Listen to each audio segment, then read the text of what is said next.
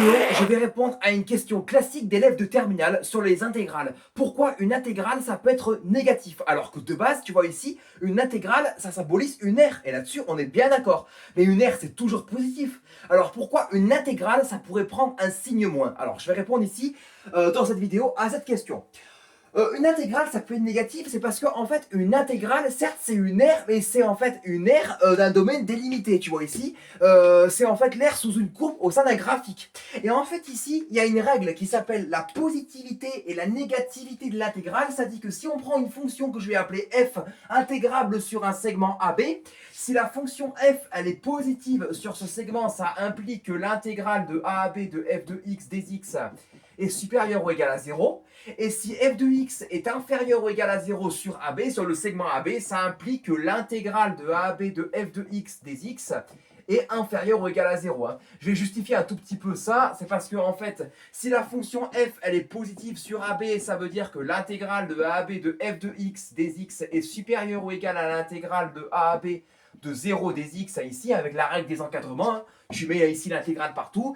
Et ici, une primitive de 0, c'est une constante. Donc finalement, tu fais la constante en B moins la constante en A, c'est la même constante, donc ça fait 0.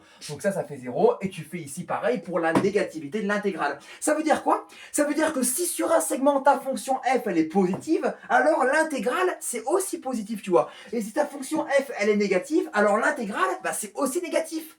Donc si par exemple, tu considères une fonction g, tu vois ici, qui, dans un repère, ça fait ça. Donc là, ici, je prends un repère comme ça. On va intégrer sur moins 6 jusqu'à 5. Donc là, ici, je fais pas un dessin à l'échelle, tu vois, ici. Et admettons que la courbe, elle fasse un truc comme ça, là. Tu vois, ici, hop, ça fait comme ça. Et là, ça redescend jusqu'en dessous. Donc là, tu vois, ici, jusqu'à 5. Et là, c'est moins 6. Hop, jusqu'ici. Eh bien, en fait, regarde bien ce qui va se passer. Là, tu vois, jusqu'à ce point ici, donc jusqu'aux racines, tu vois ici, de la fonction. Et bien là, dans ces cas-là, tu vas d'abord considérer toute cette aire qui est positionnée ici sous la courbe. Ensuite, tu vas considérer l'aire qui a juste au-dessus, celle-là. Et ensuite, tu vas considérer l'autre aire, c'est-à-dire celle qui est ici, là, juste en dessous. Parce que je te rappelle qu'une intégrale, ça symbolise l'aire entre l'axe des abscisses, la courbe de la fonction et les deux droites d'équation x égale a et x égale b. Tu vois ici, donc là, tu adaptes pour les différentes valeurs de a et de b. Et en fait, il y a une relation de Chasles sur les intégrales. Donc ici, tu peux dire que par exemple, l'intégrale, donc là, en fait, c'est la courbe de la fonction g, tu vois.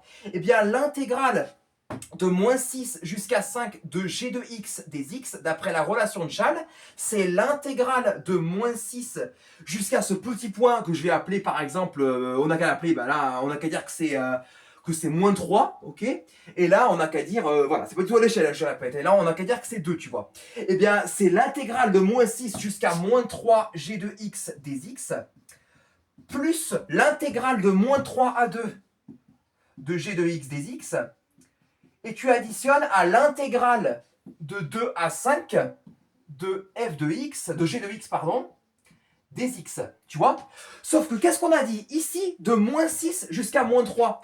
Là, tu as une intégrale qui est en fait, donc l'aire, tu vois ici, c'est juste en dessous de l'axe des abscisses, parce que la fonction, elle est négative, tu vois ici.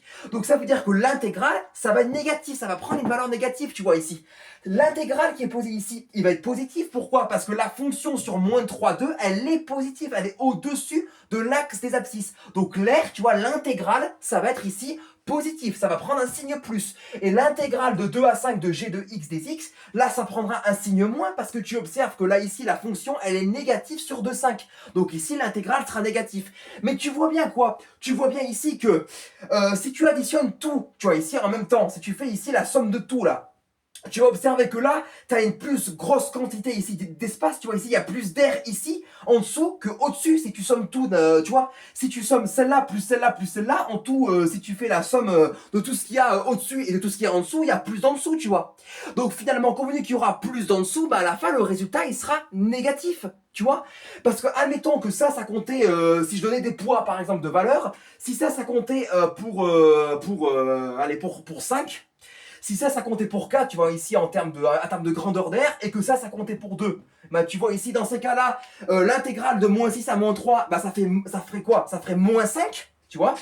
Plus l'intégrale de moins 3 à 2, ici, ça ferait du coup du 2, parce que c'est positif. Et là, ça ferait ici du moins 4, parce que c'est négatif. Sauf que moins 5 plus 2 moins 4, bah, ça fait moins 9 plus 2, ça fait moins 7. Donc tu vois ici, l'intégrale, elle est bien négative. Pourtant, est-ce que l'air, c'est négatif? J'ai pas dit ça. L'air, c'est pas négatif. On n'a jamais dit qu'une aire, c'était négatif. Est-ce que j'ai marqué -5 pour l'air ici? Non. C'est parce que, en fait, si l'espace est en dessous de l'axe des abscisses et la fonction, elle est négative, c'est là où l'intégrale prend une valeur négative. Mais en soi, l'air, elle est pas négative, tu vois ici. C'est juste que quand je fais l'intégrale, je mets un moins devant l'air qui est en fait positif, tu vois. C'est pour ça qu'une intégrale, ça peut prendre des valeurs négatives.